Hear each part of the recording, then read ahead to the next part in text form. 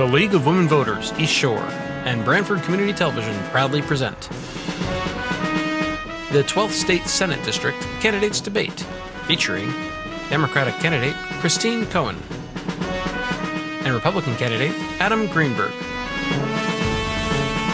And now, here's your moderator, Ken Bennett.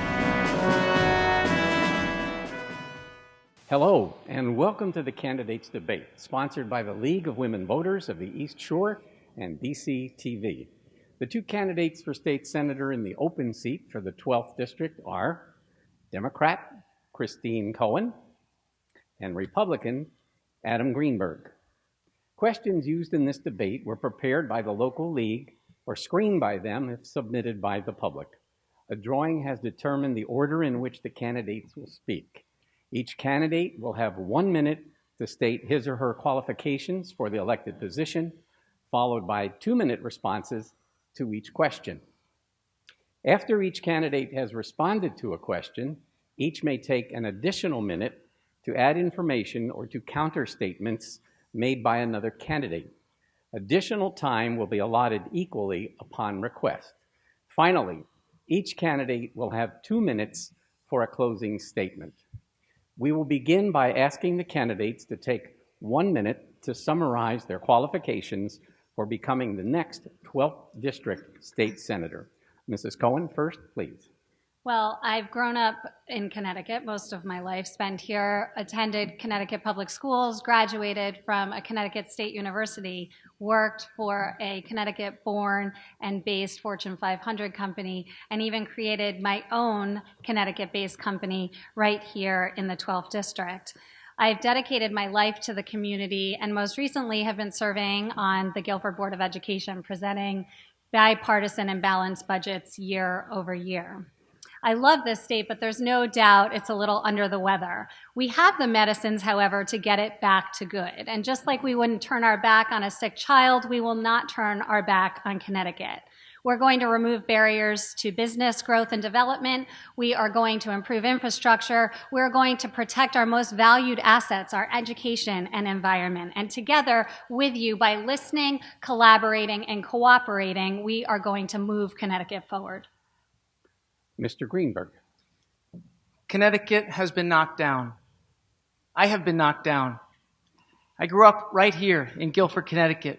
Born and raised, went through the Guilford public school systems, graduated from Guilford High. I made it to the major leagues, and in my first pitch, a 92-mile-an-hour fastball struck me in the back of the head on a nationally televised game. What knocked me down certainly didn't knock me out. Through 7 years of hard work, dedication, and perseverance, I got back up and made it back again to the top of the major leagues. As a business owner and business leader and the CEO of a nationwide health and wellness company, I motivate and inspire and change lives on a daily basis.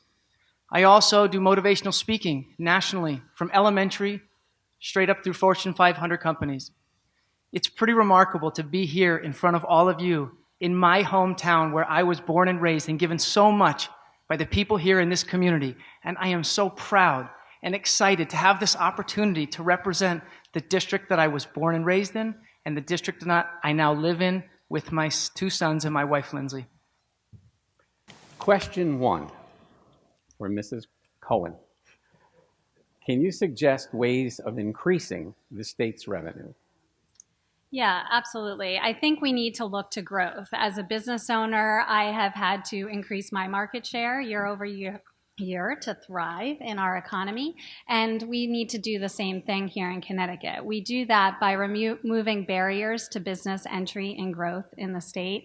We make sure that we concentrate on improved infrastructure, and we look to protecting the environment as education, as I had mentioned in my opening statement. We need to protect those valuable assets while looking to growth in the state. And, there's so many barriers to business entry and growth, many regulatory barriers that are industry specific, but certainly barriers that affect each and every one of us every day, such as the rising cost of health insurance. So that is my immediate priority, is making sure that we do all we can to prioritize business in this state and look to grow our way out of this fiscal issue that we have now.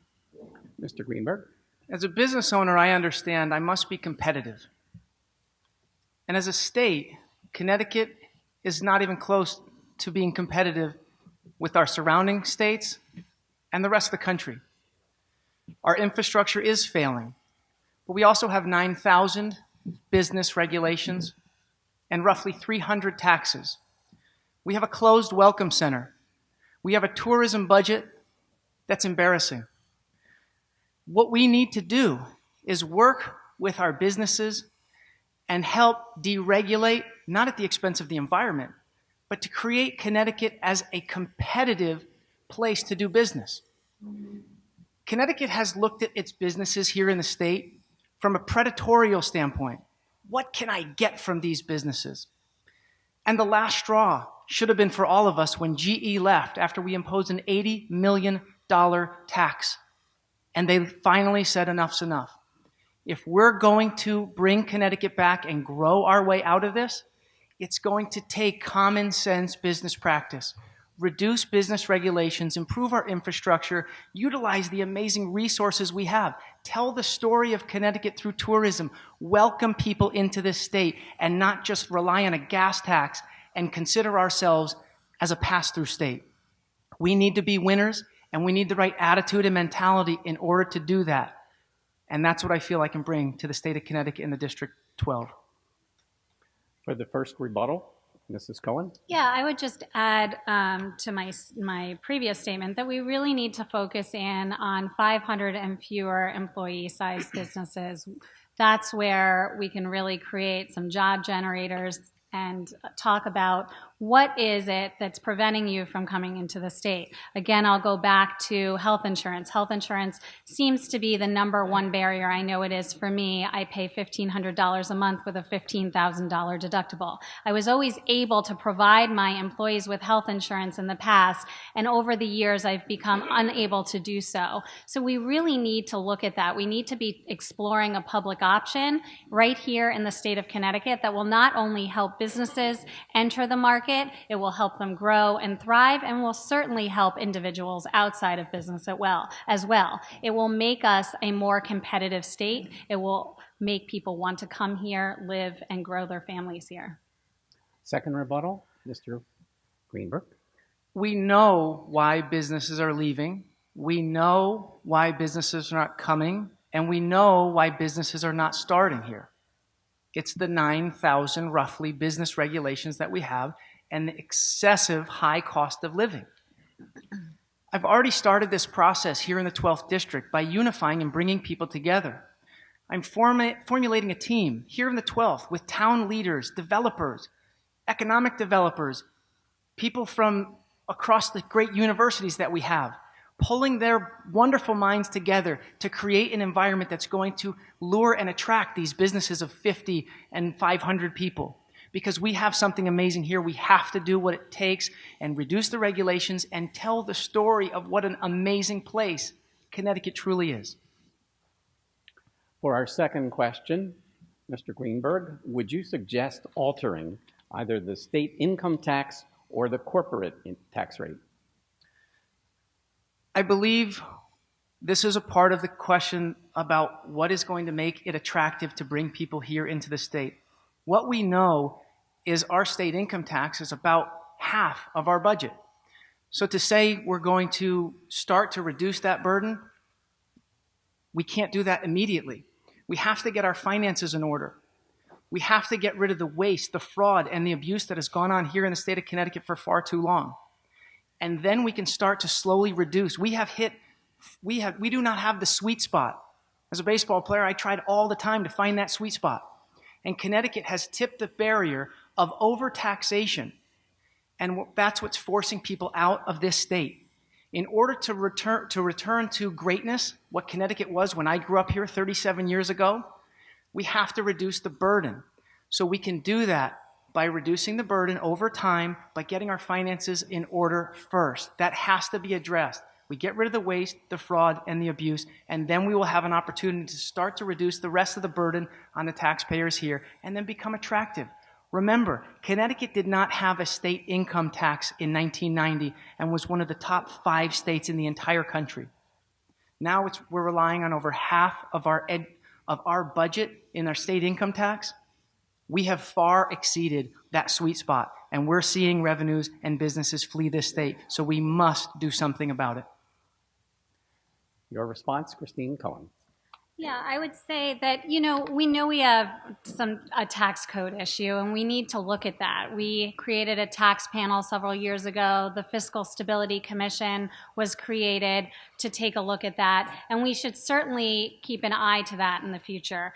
As Mr. Greenberg pointed out, I do not think cutting $10 billion out of an $18 billion budget is a possibility right now. I also know that we're feeling overtaxed and overburdened with that, so it's certainly not a good time to increase taxes. So what's the answer? The answer is growth, growing our way out and making sure that we increase our revenues by bringing back business to the state, and thereby relieving our tax burden for our residents here in Connecticut. First rebuttal, Adam Greenberg.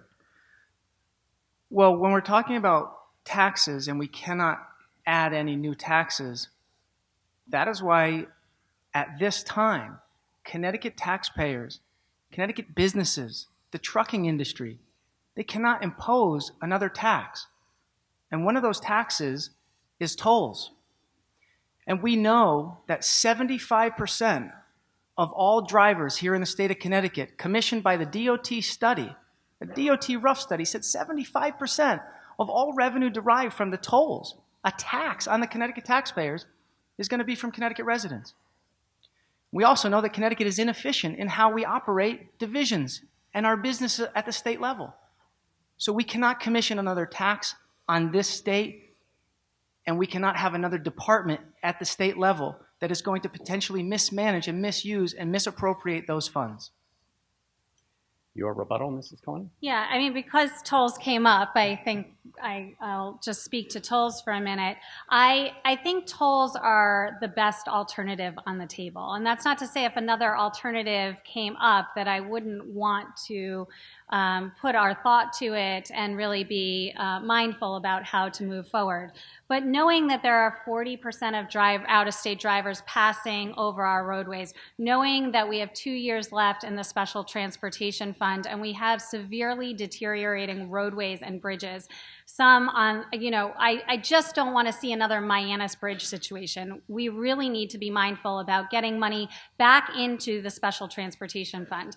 And it's really about, it's a usage fee to me. And we have, like I said, we have 40% of out-of-state drivers going back and forth.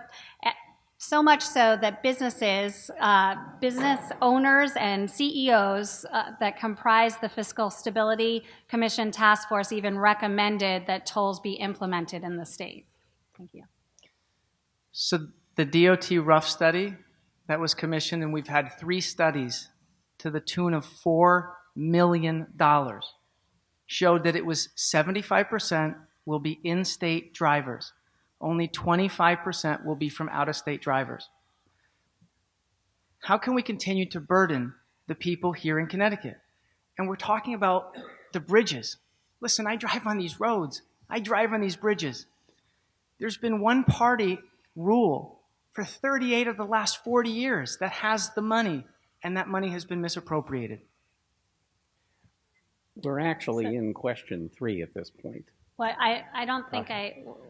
Can I have another? You're entitled to the first rebuttal of question 3, so we're right there. Oh, question 3 is tolls? Yes. Oh, that's where we're at. Oh, okay. I would just say, do we need to take care of Connecticut drivers with tolls? We absolutely do. We need to make sure that we're providing Connecticut-issued easy passes, providing deep discounts to Connecticut drivers. We need to talk about tax credits so that those who are commuting are not overly burdened. And we need to be talking about lowering a gas tax that's not performing well for the state now in the advent of fuel-efficient and electric vehicles. So we need to be talking about that and recognizing acknowledging that Connecticut residents are feeling burdened. But I also would just ask you, Mr. Greenberg, how you would say that we would fix our roadways and our bridges, because that's a big concern of mine. And I hope that everybody, just in terms of the Special Transportation Fund, also recognizes the fact that that is a question on the ballot on November 6th about tightening up that lockbox. But I would just ask you how you would intend for the state to pay for all of the bridge and roadway repairs. So I'd like to start with talking about the lottery and how that money was supposed to be going to use and funding our schools.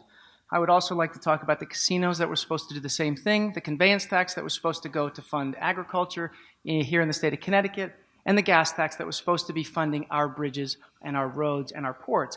Unfortunately, the people up in Hartford have chosen to misappropriate those funds. And the scary part about the ballot question that says this lockbox, the problem is before the money even enters, it can be diverted. So the Republicans have come up with a plan called Prioritize Progress, which is $70 billion over the course of the next 30 years to fund the roads. Now, for a technical point here, that constituted the first and second responses to the question about do you support installing tolls on major highways and how should the revenues be used. You segued into that very nicely. Can I ask one more question? Well, right now you have the first rebuttal, so yes. Okay. So I just would ask again how we would pay for the repairs to the bridges and roadways. Right now, we have fraud, waste, and abuse going on in the state of Connecticut, and they have not prioritized where the money is going to be spent. We subsidized a busway from New Britain to Hartford. We subsidized a train line from New Haven to Springfield, taking people to a casino that we do not get anything from. We also subsidize on a daily basis, paying for those which we will not see a return on for over 100 years.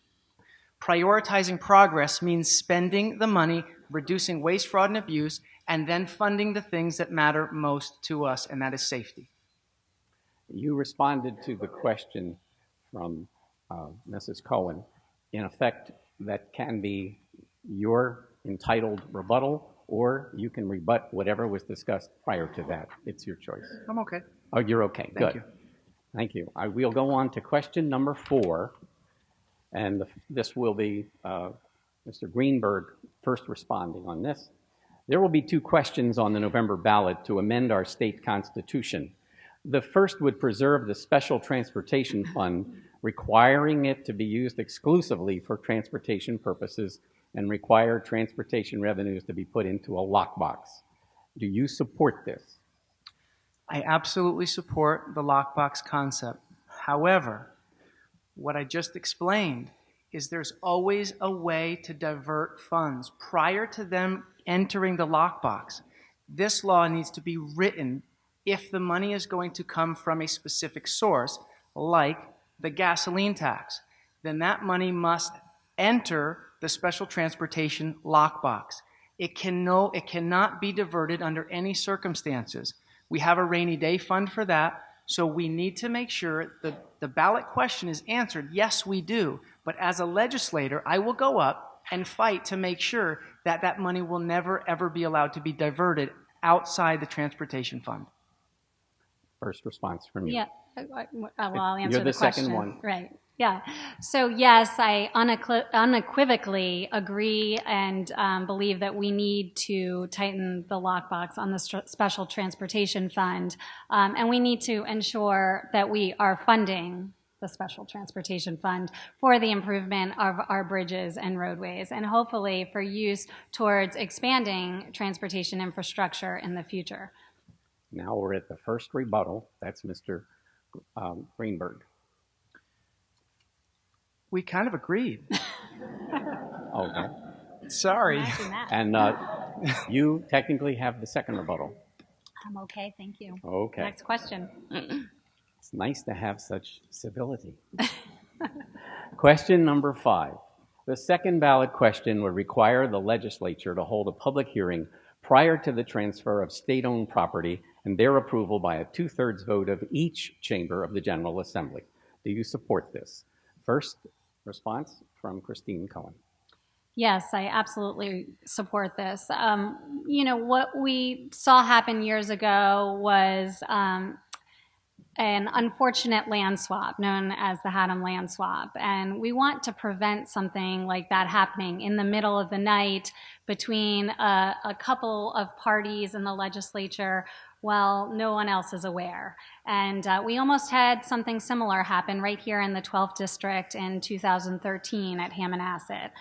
So this question on the ballot prevents those sort of deals from happening and protects our land. Mr. Greenberg, you have a second response here. Dare I say I agree? I agree. I mean, it's really as simple as that. It's a simple question, and we cannot have these back-ended deals that affect a lot of people that only a few people have to go in and can vote on. So, this is an unusual circumstances. That was the first rebuttal in which you agreed, but you have the right to a rebuttal, to his rebuttal, in which he agreed. We can move on to Are the you next following question. this? Yes, thank you. Okay, question 6.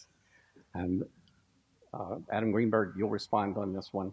34 states plus the District of Columbia permit some form of no excuse early voting, and 3 more conduct elections exclusively by mail. Would you support these or other ways of enabling maximum participation of eligible voters in Connecticut elections? I think being able to vote is an honor and a privilege, and I think we need to do everything in our power to enable and ensure everyone has that opportunity to express themselves through a closed ballot system, which we have. No one's name is attached to any ballots, which gives you an opportunity to do what you feel is right, unannounced, and what makes you feel good. So for us to prevent somebody from being able to do that for a variety of reasons, I think is wrong.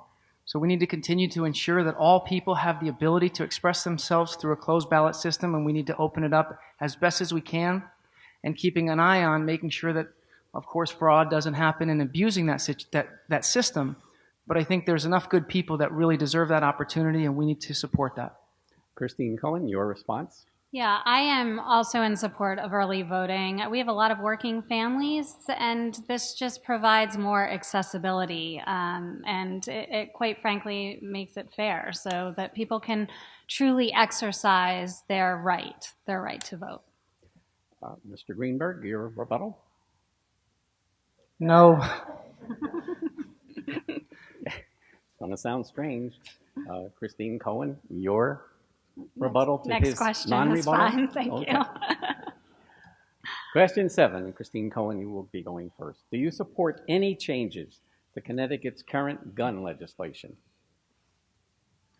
I do. I think we need to bring the ghost gun bill through the legislature. I hope to see a ban on ghost guns. We should not be able to order 80% of a gun off the internet and build an automatic or a semi-automatic weapon at home. So I absolutely want to see tightening of gun laws with respect to ghost guns, for example. I also think we need to do something about legislation with regard to mental health and illness. I have heard from many in the community who are very concerned, caregivers for the mentally ill, who are gun owners because prior to becoming mentally ill were able to have a gun permit. So we need to be looking to safety for our families and our children, and I believe by tightening some of our common sense gun laws and bringing forth new common sense gun legislation is important to protect our children and families. Adam Greenberg, your response? I think Connecticut has done a fantastic job, acted swiftly, effectively, and they've done something to the tune of having the second tightest gun regulations in the entire country. Our safety is as important as anything that we all have. And I commend Connecticut and the legislature for doing just that, acting as swiftly and effectively as they have. With that being said, I will agree with Christine in the fact that ghost guns are a big problem and something that also needs to be handled at the federal level, because without a serial number, that's making an illegal weapon. So we should definitely look at that. I want to point out there are a lot of law-abiding gun owners, and I'm not going to turn my back on those law-abiding gun owners just to push legislation through. What we do have in this country is a situation where gun safety is a problem and mental health is a problem. But in the state of Connecticut, with the tightest or the second tightest gun regulations, I asked the question to the legislature, why then was mental health funding pulled? Why can we not figure out what's so important? We're talking about bridges that are potentially going to collapse. We're talking about these individuals with mental health. We need to do a better job. If there's an incident, I look at myself in the mirror and say, I let someone down. And we need to look in the mirror as legislators and leaders and make sure we take that approach to this situation and far deeper for being able to help protect and secure all of our futures. Christine Cohen, your rebuttal?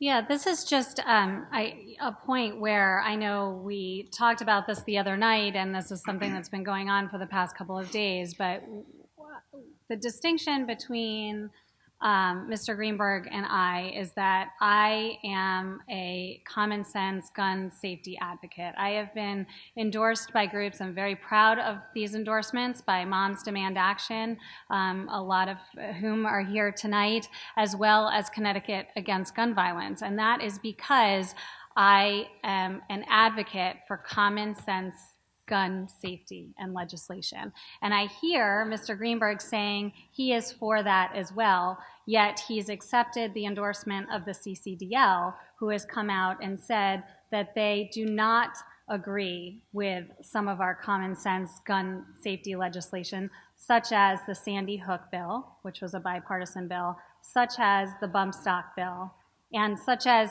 they would like to arm teachers using Title IV funds, just like, Your rebuttal, Mr. Greenberg. I'm a father of two young sons, Leo Henry and Ryder Benjamin. I grew up here in this town in Guilford. I raised my kids in Branford. I am all for gun safety. I have supported Connecticut and the legislature, and I have stood up proud and tall and said, I am not for arming teachers. I am not for repealing the assault weapons ban, and I am not for rolling back background checks.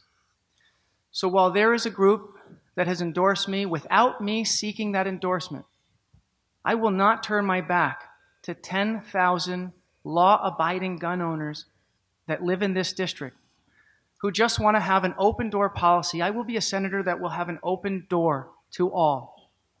And that is what this is about, unifying and bringing people together. And that is the senator that I'm going to be. Can I respond to that? I'll defer. Yes. I just then would ask, I mean, there are, I hear what you're saying, that you didn't seek the endorsement, and assuming that's true, there were 14 out of 72 senatorial candidates that were given the distinction of a CCDL endorsement, which is Connecticut's version of the NRA. And you're saying you're for all of these things, but you will not disavow this very extreme gun group. And I, too, am for law-abiding citizens, and I, too, will have an open door. I have to stop. Mr. Greenberg, you can rebut that. I did not fill out a questionnaire. I did not seek the endorsement. When the CCDL looked at myself and Ms. Cohen, they looked at an individual that will represent all people truly with an open door. And with the 10,000 law-abiding gun owners here in the 12th District, my door will be open to have a communication with them and anyone else who comes into my office up in Hartford. And I will represent all. Am I allowed to speak again to that? I'll defer to the league. Okay. I would just say that I am not an anti-Second Amendment person. My door will be open to all. I do not understand why the CCDL looked at both of us and decided that your door would be open to them. You are one of 14 out of 72 candidates, so it still perplexes me as to why that happened. It also perplexes me as to why you will not disavow their endorsement.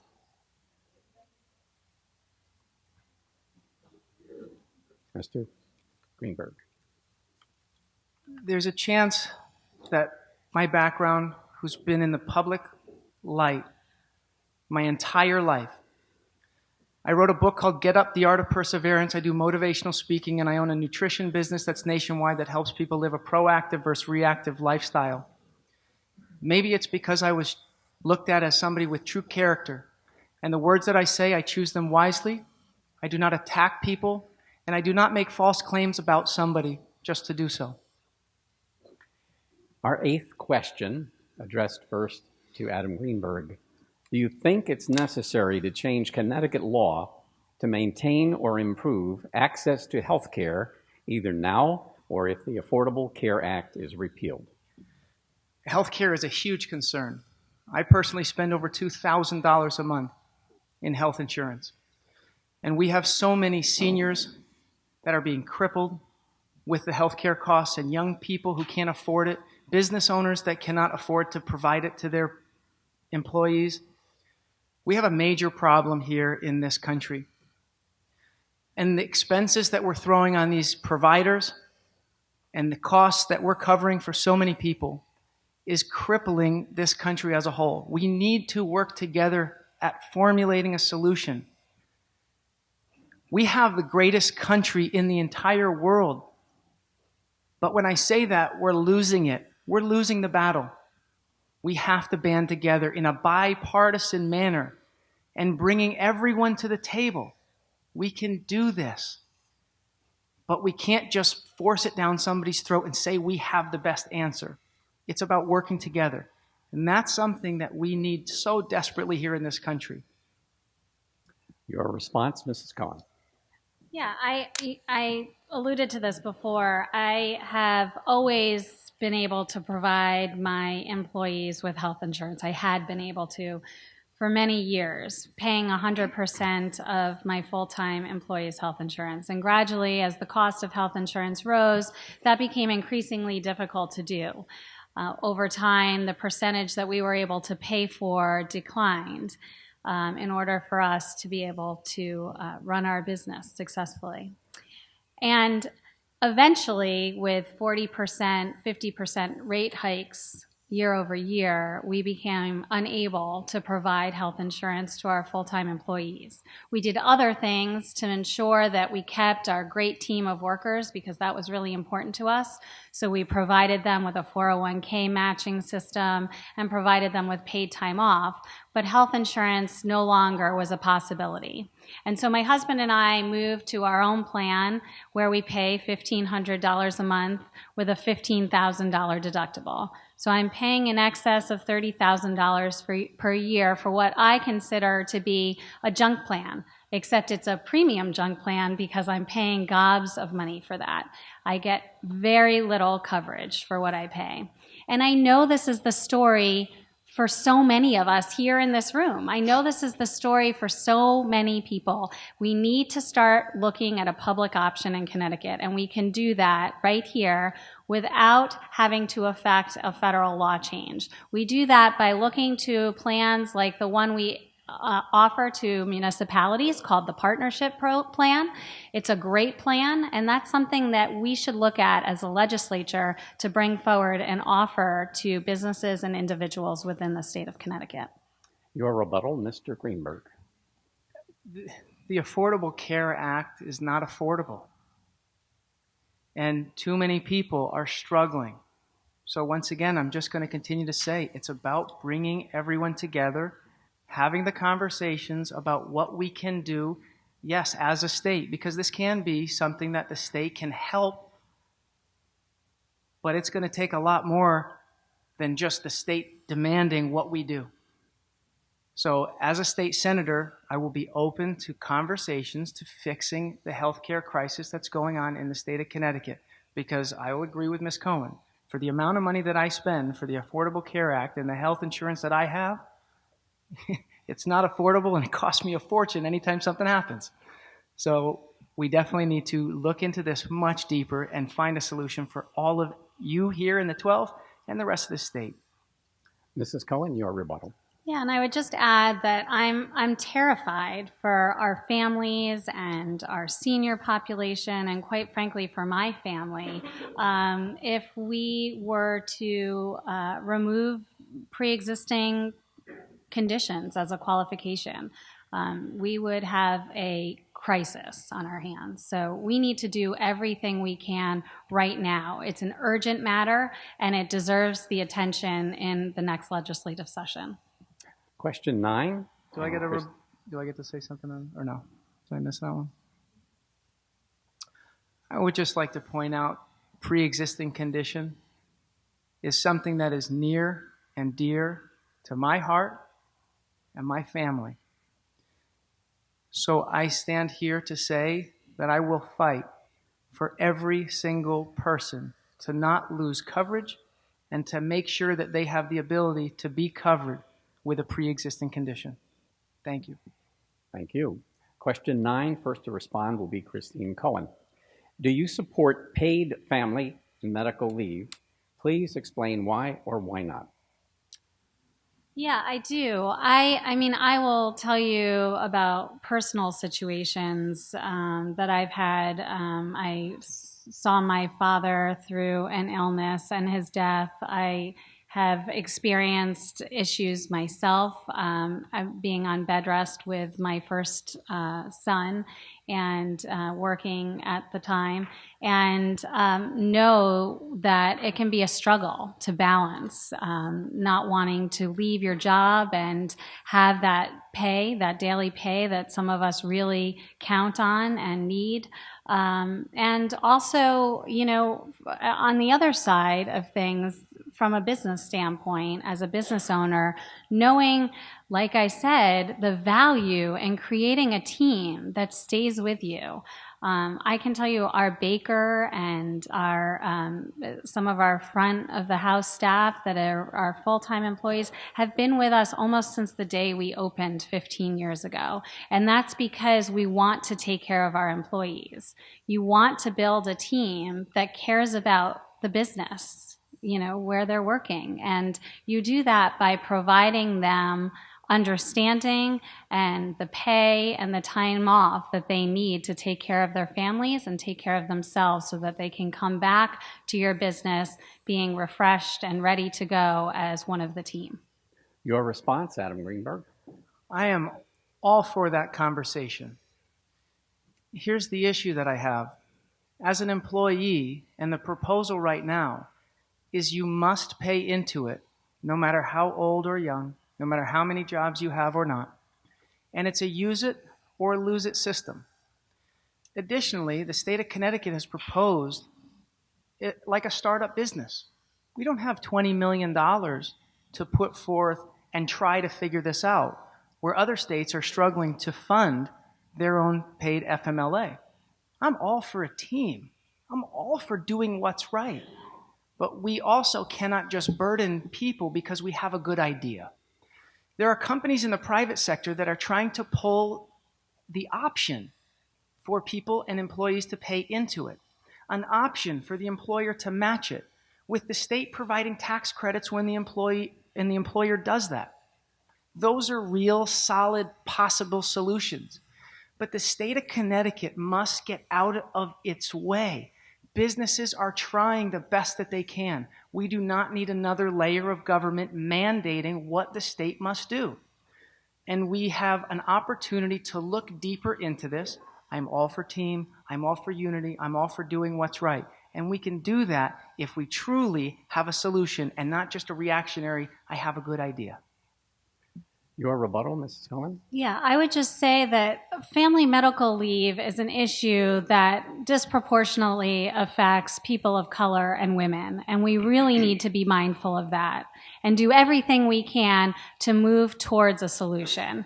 As a small business owner, I know that that can be burdensome, and so we need to look to the proper ways to implement these programs. Maybe it is having employees pay a small percentage into their paychecks. Maybe through removing other barriers for business, they're able to allow for family medical leave to happen without such a burden on their shoulders. But we need to get there, and this, again, is an issue that should really be addressed in the next legislative session. Your rebuttal, Mr. Greenberg. I'll just reiterate what I said. I'm all for doing what's right, helping our women, our people of color, our minorities, helping everyone. This is not picking and choosing. This is just doing what's right. But we must make the right choice, the right decision, with the right plan. The time is now to have those conversations, but not to rush into it. As a legislator, our job, truly, more than anything, is to make sure we do not push bad legislation through. We stop it, far more than pushing good legislation. So what we need to do is make sure we have all the facts, all the details, and lift up and uncover every possible scenario to do what's right by the employee and the employer, and the burden that it could potentially lead on the state of Connecticut. Question 10. I would like to have a rebuttal. 30 seconds.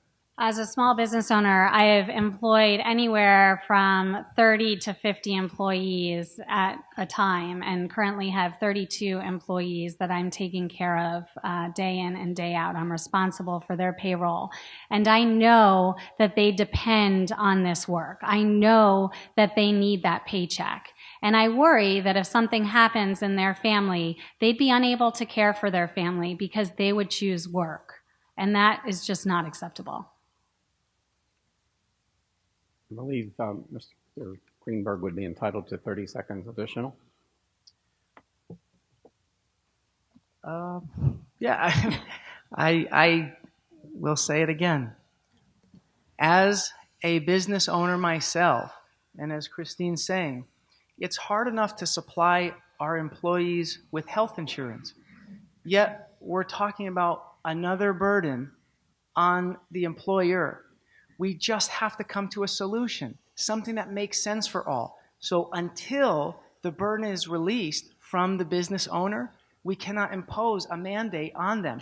We all know that our employees want to work and they have to work and they rely on it. Let's just come up with a comprehensive plan to do so. Our 10th question, addressed first to Adam Greenberg. How should the legislature address the systemic inequity in the funding of public education? Prioritizing spending. I'll use the town of Madison, for example. The town of Madison sends over $61 million to the state of Connecticut up to Hartford, of which only $1.5 million came back to the town of Madison, of which $0 were sent back for education. How is that telling the state of Connecticut that they are in support of education? There has to be a better way.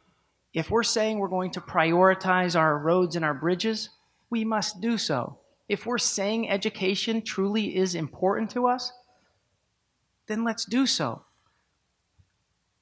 38 out of the last 40 years, the same people that have been in control of the money have not funded these programs.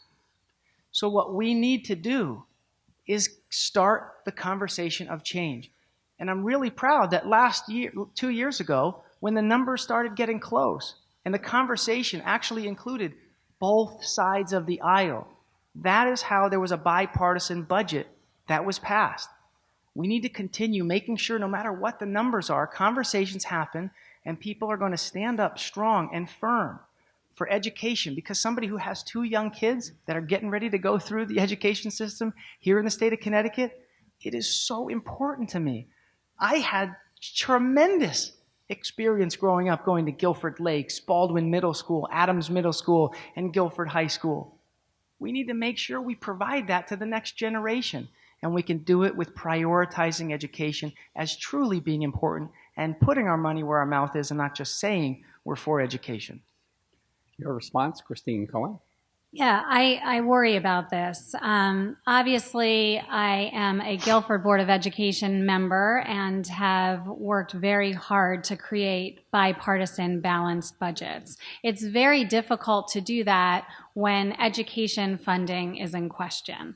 And then when education funding is in question, you worry about how you're going to continue to pay the teachers, bring on new teachers, pay for new programming that you want to develop. We are under a contractual obligation for 80% of our education budget through teacher contracts. So there's a very small amount of the budget with which to affect any change. We have a minimum budget requirement required by state law, which is a very good thing. You want your budget, your education budget, to increase year over year because we want to invest in our schools. They are the most important asset that we have. In the 12th district, a lot of legislators will look on and say, that's a wealthy district. You don't need that ECS funding. I want to be your legislator. I want to be up there protecting our funding. And my job is to educate other legislators on why it's so necessary to protect that funding. The Republican budget that got vetoed last year was going to present the largest education budget cut in American history. It was going to obliterate UConn funding. And I really worry about what's going to happen with the state of our education system, quite frankly, with the prioritized progress plan that is being touted as being so beneficial. That bonding that they want to remove is bonding for K through 12 schools. It's very important that we make sure that we're protecting education funding in the state. In this district alone, in Brantford, we can see that Brantford public schools are at 25% free and reduced. Your rebuttal, Mr. Greenberg. So UConn was brought up, and it is our flagship university, something that we should be proud of. But here's one question that I have. 20 administrators at our public flagship university are making more than $6 million per year. So when we're talking about prioritizing spending, I got to ask, what's going on up there? And when we're talking about budgets, there's one party that's been in control of where they're sending the money, and we're losing teachers in droves. Teachers saying, I can't even buy paper. Really? In the state of Connecticut, you have to come out of pocket to buy paper and pens? We got an issue here, and it's called prioritizing. And the waste, the fraud, and the abuse needs to stop so we can truly educate our kids statewide, because everyone deserves that opportunity. Your rebuttal, Mrs. Cohen. Yeah, that Republican budget that was vetoed also would have really done away with the state college system as well as our community college system. It was in jeopardy. It also added a 2% teacher tax. Our teachers, we need to be supporting them. These are teachers that are with our children day in and day out. They deserve the world. And that's what we need to be focused on. We need to be focused on how are we going to support the people that have our children's livelihood in their hands day in and day out. They are creating our next generations for us, and we need to be mindful of that when we're looking to education dollars. Question 11, first to Christine Cohen. Can steps be taken to ensure that our educated and skilled young people remain here? Yes, absolutely. I think by helping business, we need to remove barriers to entry and growth for business, thereby generating new jobs and making sure that there is a job and talent match is incredibly important. What we know is that in the state of Connecticut, we have an extremely well-educated population, but there seems to be a mismatch between the jobs that are available and the way in which people are educated. So we have created all of these jobs, for instance, in technology or at Electric Boat, and we're hearing that they're having trouble finding the talent for those programs. Now, in Connecticut, we've come up with some programs to alleviate some of that, like the manufacturing pipeline that just began last month. And that is a step in the right direction. But we need to continue to make sure that we're educating our youth to provide the right applicants for these jobs. Mr. Greenberg, your response. Yeah, for one, we all know that the cost of living here and young people to graduate college is really high. So a Learn Here, Live Here program where tax incentives are provided to kids to come out of schools and be able to buy their first home is really important. But I'll agree that we do need to have a better infrastructure in place where we're helping these businesses work within our universities, 46 of them statewide. And we need our STEM systems and our vocational schools to be able to train the workforce truly for what tasks and jobs that we have. We have the #3 fiber optics network in the entire country. We have the Electric Boat. We have Pratt & Whitney. We still have Sikorsky. Thankfully, we still do have these resources and these amazing businesses.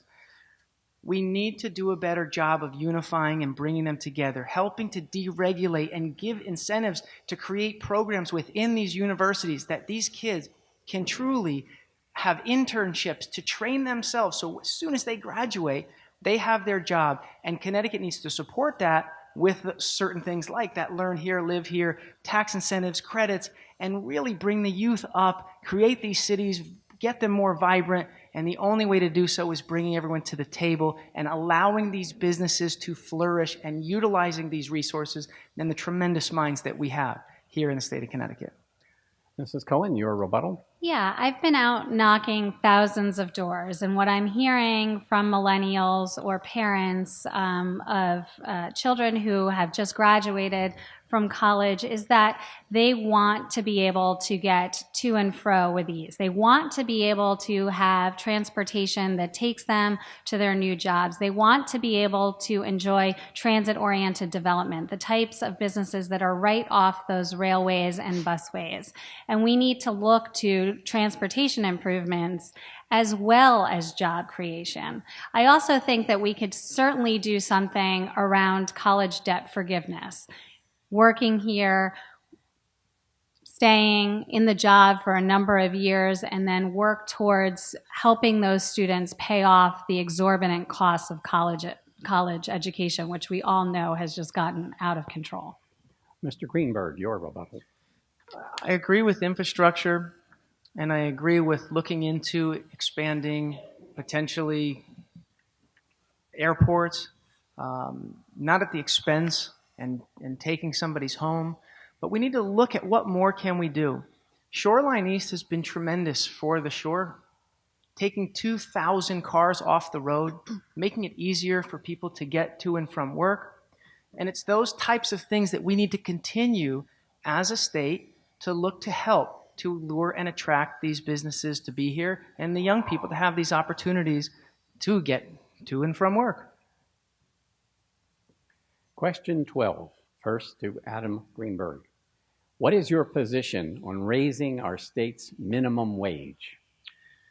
So I think the conversation really needs to be about living wage. Because when we're talking about raising a minimum wage, what we're ultimately doing is we're getting rid of our youth employment. Because there's a lot of people and a lot of business owners that hire seasonal workers. And those seasonal workers are high school and college people. And what we need to do is reduce the burden on these businesses so they could potentially be able to afford a living wage. Now, $15 an hour is not a living wage here in the state of Connecticut. We know that. So we need, as I mentioned earlier, roughly 9,000 business regulations and 300 taxes. That's the bigger question. That's the bigger problem. That's the burden that's on people. Not just about raising the minimum wage, because I'm all for paying somebody for equal work, equal value, no matter who they are. but we're going to squeeze out our youth employment. So before we just say we're going to raise the minimum wage, we have to include everyone into that conversation, including the youth, the middle class, the old, the elderly, everyone. We have to have that conversation and not just put a mandate on a $15 minimum wage on all employers, no questions asked. Your response? Yeah, as a business owner in the district that employs a lot of Guilford and Madison's youth, I would say we absolutely need to get to a $15 minimum wage. We need to do it in a smart way that has business in mind, helping them with other barriers to growth, such as the business entity tax, or, certain businesses pay into unemployment insurance. And in the state of Connecticut, we now have a healthy unemployment fund, but our income wage base, or taxable wage base, is still $15,000, which to some people who aren't business owners, if you lower that taxable wage base, it alleviates some of the burden on employers. So I'm just pointing that out and as one of the options to alleviate some of the burdens on small business and provide a way for us to get to a $15 minimum wage and then increasing the minimum wage with inflation. Your rebuttal, Mr. Greenberg. So once again, I'll bring up the lottery, the gas tax, the conveyance tax, as things that we're supposed to do, and they were supposed to go here. So while we're talking about we need to do these things and deregulate and get rid of some of the burdens, until we do those things, we can't just put forth an increase in minimum wage. We have to take our first step forward. And what it's going to take is taking the actions first before we present and put a mandate on what the minimum wage should be. Once we reduce these regulations and make it easier and less burdensome, then we can have those conversations, but we can't do that before we actually deregulate and make it easier for these businesses.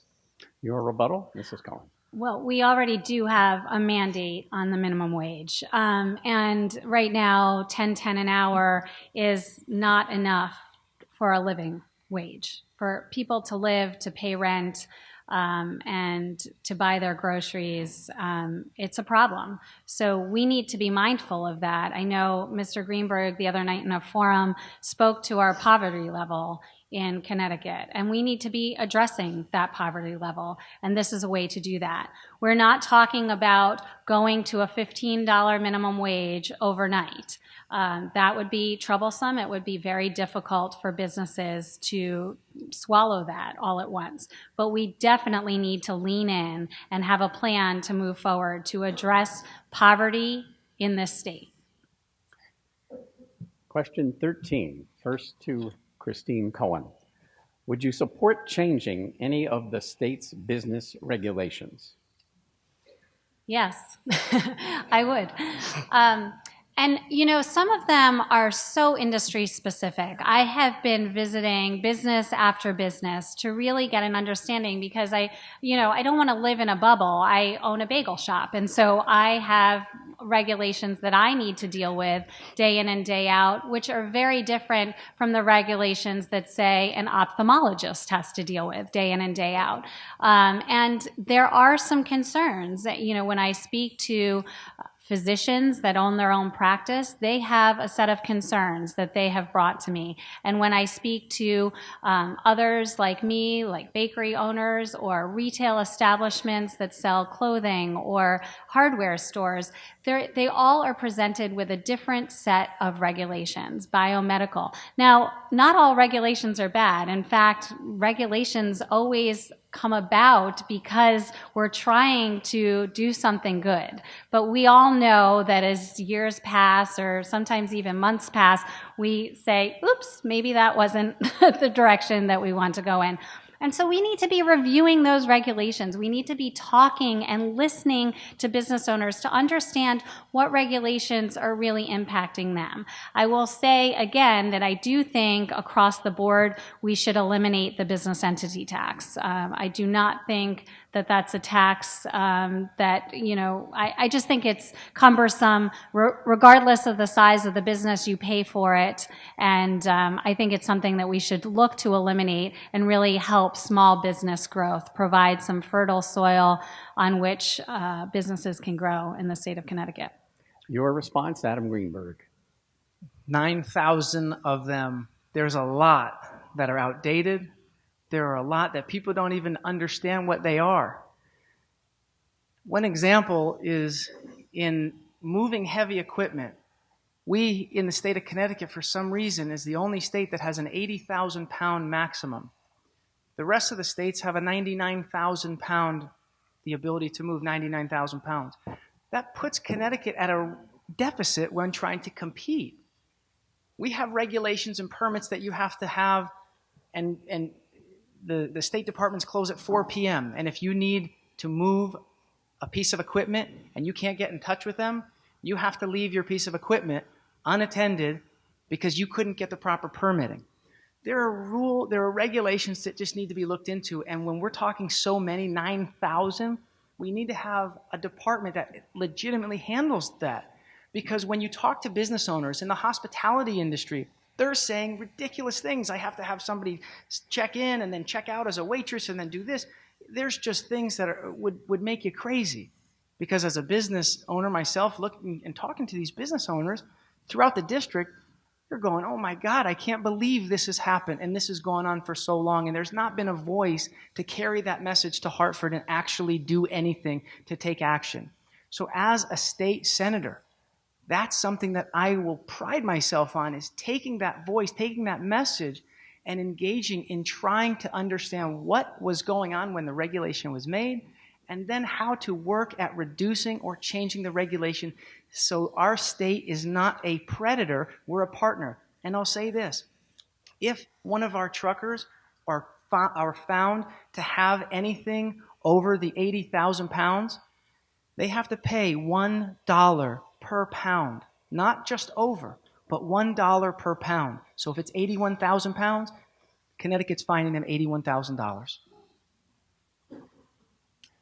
Your rebuttal, Mrs. Cohen. Yeah, I would just reiterate, as a Connecticut business owner who has many employees in the state of Connecticut, I understand the regulatory barriers that businesses are presented with, and I understand that there are issues that affect us industry-wide, or from industry to industry rather, and then there are issues that affect certain industries specifically. And we need to be talking and listening and collaborating to figure out how we remove the appropriate barriers so that Connecticut businesses can grow and thrive. Thank you. Question 14, first to Adam Greenberg. Will you support the restoration of $145 million to the dedicated Clean Energy Fund that last year's legislature moved into the general fund? Can you repeat the question? Will you support the restoration of $145 million to the dedicated Clean Energy Fund that last year's legislature moved into the general fund? So I think that this gets back to where we're prioritizing. Clean energy is something that is a priority and needs to be here in the state of Connecticut.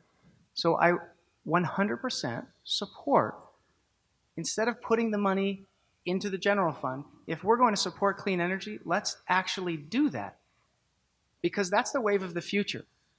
There are a lot of farmers here in the state of Connecticut that are relying on this clean energy as a new revenue source for them to be able to fund their farm. Because as I mentioned earlier, the conveyance tax that's supposed to fund agriculture is going into the general fund. So I think what we have here in the state of Connecticut is a misappropriation, because when there's irresponsible spending, money gets diverted outside of where it's supposed to be intended use for and sent into the general fund. And we know where that's gotten us. So prioritizing where the money is going, as somebody who actually has solar panels on my house, I think it's very important, and it's the wave of the future, and we need to invest in that next wave and next generation. Your response, Christine Cohen. As I said earlier, the environment is one of our most valuable assets here in Connecticut, and we need to be doing everything we can to protect that asset. I've been very concerned over recent reports coming out of the UN Climate Committee and understanding that we only have a few years with which to affect change, and unfortunately, a federal government that's not willing to do anything about it. And so we need to ensure that we are protecting our state right here, protecting our environmental assets, and that means a restoration to that clean energy fund. That means making sure we're incentivizing companies for using clean energy. That might mean a carbon tax. That might mean a cap and trade program. It means that we need to move forward in a responsible manner. And it also means that each one of us as individuals should do all that we possibly can to help our environment day in and day out. And I'm probably preaching to the choir here because I suspect many of us in this room are as responsible as we can be from an environmental standpoint. I know that this is something we've taken to heart in my business. We've just switched to paper straws, and for many, many years have just provided compostable materials and done all we can to be responsible to our environment and to our community. I would love to see some programs incentivizing other businesses to go in that direction as well. So I'm proud because I am endorsed by the League of Conservation Voters, and I suspect that it's because I am dedicated to this issue, and I absolutely, unequivocally would like to see a restoration of that fund. Your rebuttal, Mr. Greenberg. I believe 100% in our scientists, and we need to do more, and we can be advocates of doing more. And I'll also say we need to make sure that we, right now, currently don't have any fracking going on in the state of Connecticut. We need to write legislation to ensure that fracking will never be allowed in the state of Connecticut. And I know we have a lot of town ordinance that restrict even the movement of fracking waste through their towns. We need to do more statewide to ensure that Connecticut residents do not ever have to worry about fracking waste coming through the state of Connecticut. We also need to have more conversations on single-use plastic bags, on single-use plastic straws, and single-use plastic cocktail straws. There's a whole lot we can do, and we need to start having those deeper conversations and bringing in the businesses to implement change, and we can do it because our environment truly is our number one greatest resource and asset that we all have been given. Mrs. Cohen, your rebuttal. I don't have one. Okay, thank you very much. Question 15, first to Christine Cohen. Net metering of solar has been an essential part of growing residential solar energy in Connecticut. But in 2018, the legislature voted to repeal it. Do you agree with that decision? If not, what will you do to reverse this legislation? Well, I do think it's an issue. It's an issue that warrants probably more research on it than I have done. I am not a solar panel. I do not have solar panels on my home. I wish I did. I intend to work with companies and individuals who have solar panels to make sure that we're doing and providing the best that we can for those individuals. And in fact, I know that many of our farms and like Bishop's right here has a solar array, which is wonderful. I do know that we've provided wonderful programs in the state of Connecticut around dump capping and ensuring that we provide solar arrays in that way, and we need to make sure that we're incentivizing those programs going forward. Your response, Adam Greenberg. So I believe net metering is where whatever you create from an energy standpoint, you can actually sell and reuse yourself, and if you don't, you can sell it, if I'm not mistaken. So I don't want to speak out of turn, but I think if that is the case, of course we need to make sure that we ensure if you're creating something and you have something on your property, without a doubt, especially for these farms, and I bring that up because our farming industry and our agriculture is essential to our life. And those that have allowed all of their land to be used for farming, we need to ensure that we're doing everything in our power to help them and not just take from them. We have to work together so if they're creating power, they have the ability to sell that power back and lessen the burden on themselves and what they've created. Your rebuttal, Mrs. Cohen? No rebuttal. Non-rebuttal? And you don't have a rebuttal to the rebuttal, or you have a rebuttal to I anything think I'm else? good on that one. Okay, we'll go on to question 16. First response will be from Adam Greenberg. Is there an additional topic you would like to address? And we would have 2 minutes each with no rebuttal.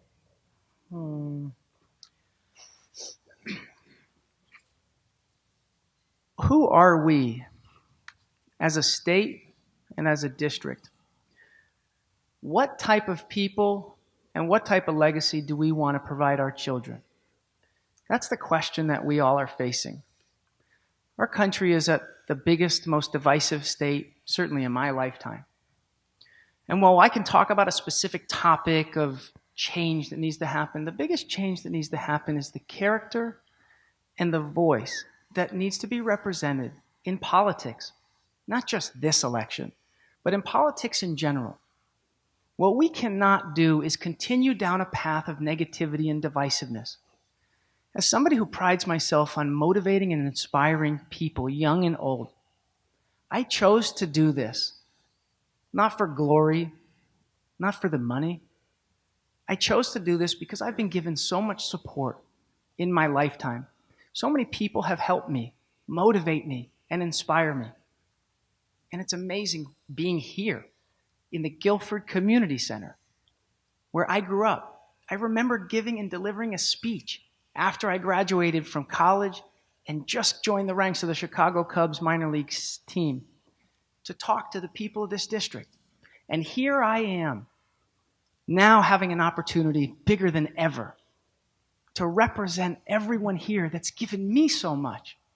And I so ask for your vote on November 6th so I can take who I am for the last 37 years of my life and what you all have given me, which is so much. I ask of you to give me that opportunity, give me that chance to be your voice, young and old, business owners or not, and be your voice up in Hartford. So I just want to thank you all for giving me this opportunity. Thank you for today, and thank you for the last 7 months ever since I announced that I was going to run. So thank you. Mrs. Cohen, you have 2 minutes and no rebuttal if you care to use it. Is this On any topic. okay? Is this the closing or No. This is okay. This is an Okay. additional. Well, I would just say I love the topic of bipartisanship, so I'll take Mr. Greenberg's lead because I have been so proud of my service on the Guilford Board of Education, and I just think it's a model for how to behave in a bipartisan manner. You'd be really hard-pressed to figure out on which side of the aisle any member of the Guilford Board of Education sits on. And that's because we take the vow very seriously to operate in the best interest of our youth and our community. And the proof is in the pudding, as they say, right? Because we have been ranked 4th by the state's Accountability Index rankings in the state, behind only Greenwich, New Canaan, and Darien, all of whom spend significantly more per student than we do, to the tune of about $4,000 per student. So it's not an insignificant amount.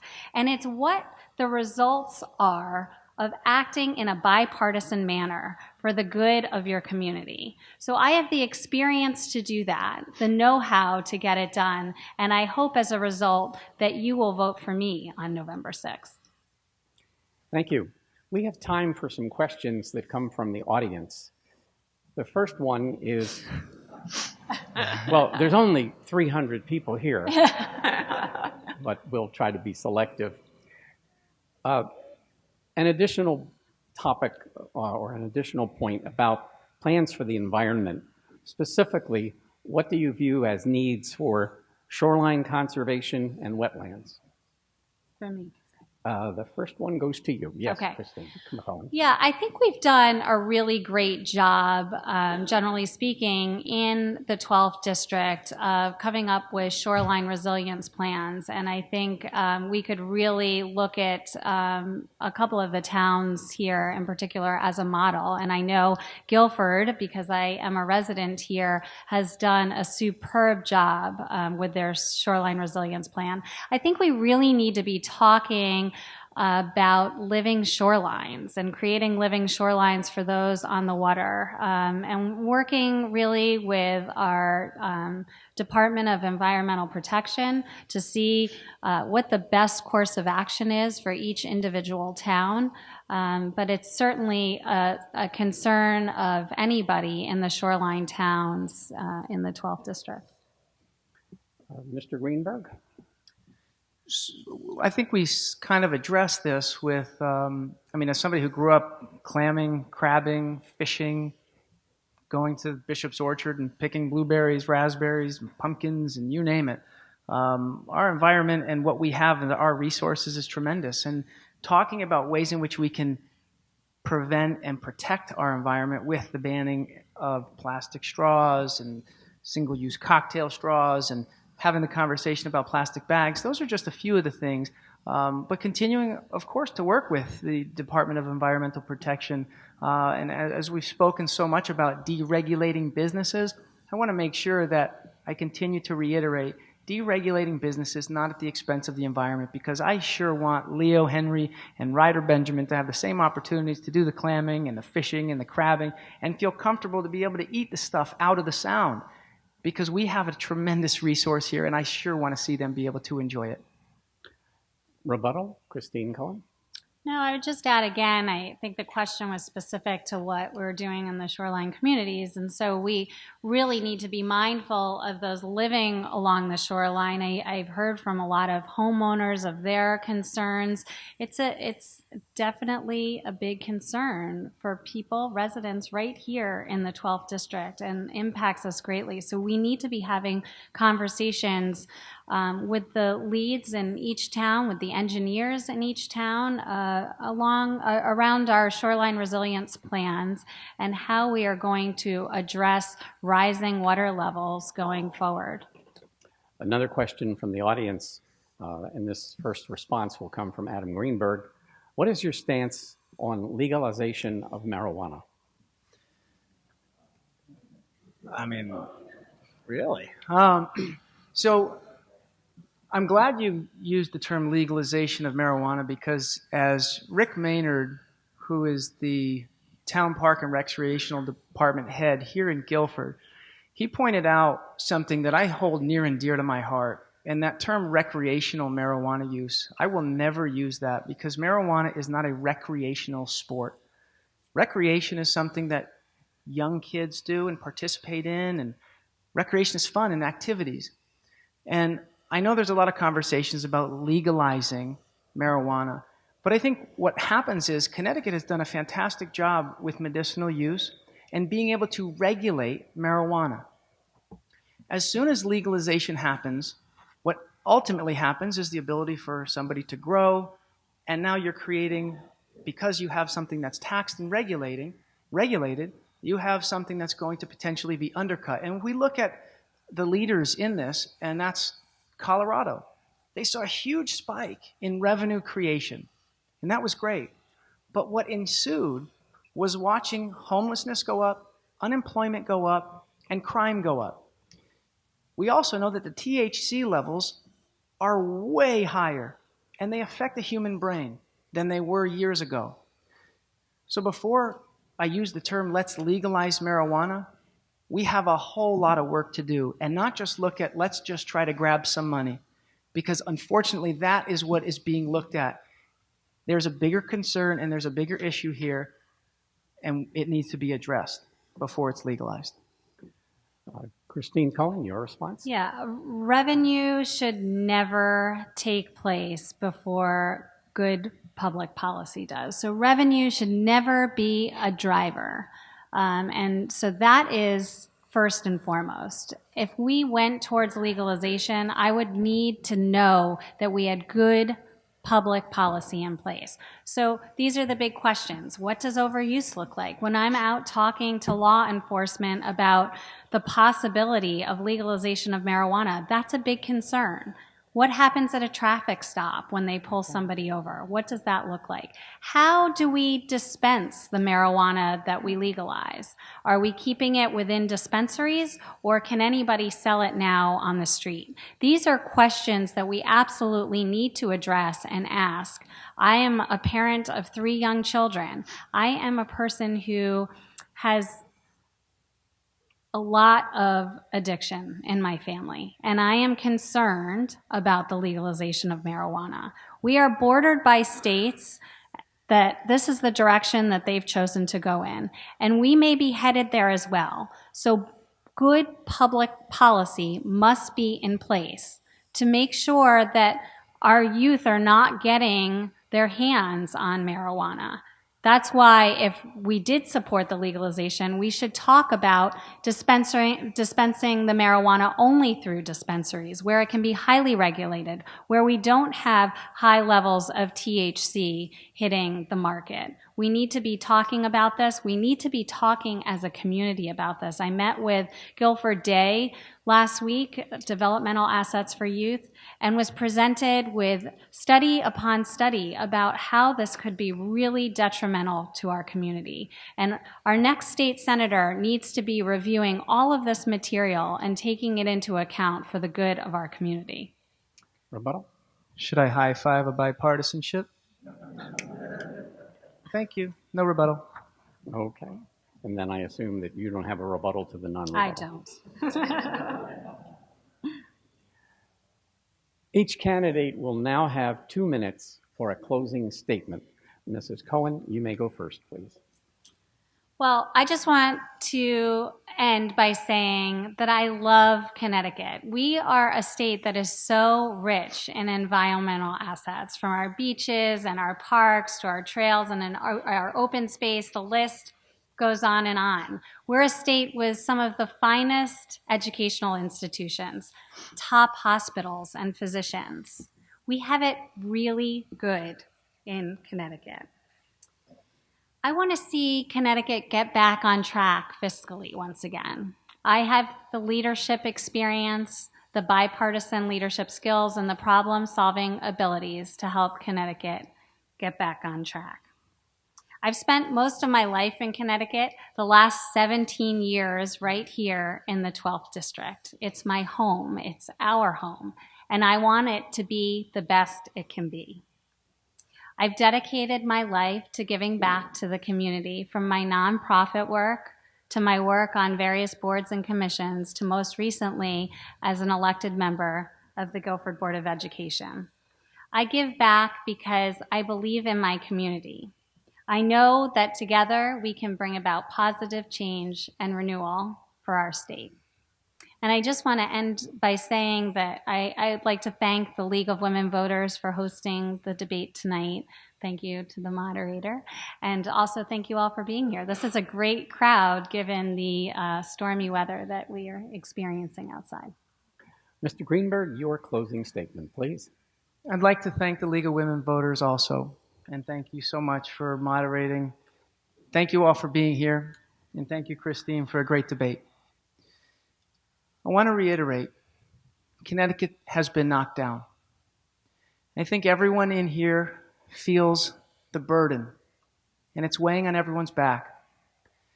I want to take everyone on my back, because when there's a fire or a challenge, I don't run away from it. I run right towards it. And that's what I'm doing this for. Because I grew up here, in Guilford, in the 12th District, and you all will never understand how much you have given to me and my family. And I want to be able to give that back and then some. I feel so blessed. I've had such amazing experiences, highs and lows. Been knocked down, suffered traumatic injuries, but kept fighting. And through the support and guidance, I was able to make it back to the top. Everything I do, from the work that I do with my wife and our nonprofit that we started, to the motivational speaking engagements, to the work that I do with my company. It's all to try to give back what I've been given. And as your next senator, I vow and promise to carry that voice with me to Hartford every single day. This is not just a hobby or a good idea. I have a passion for helping. And I want this so bad because the conversations that I've had, the people that I've met, they deserve more. And on November 6th, I ask of you, please cast your vote for Adam Greenberg to be your next state senator, and I promise to represent all people. Thank you so much for coming.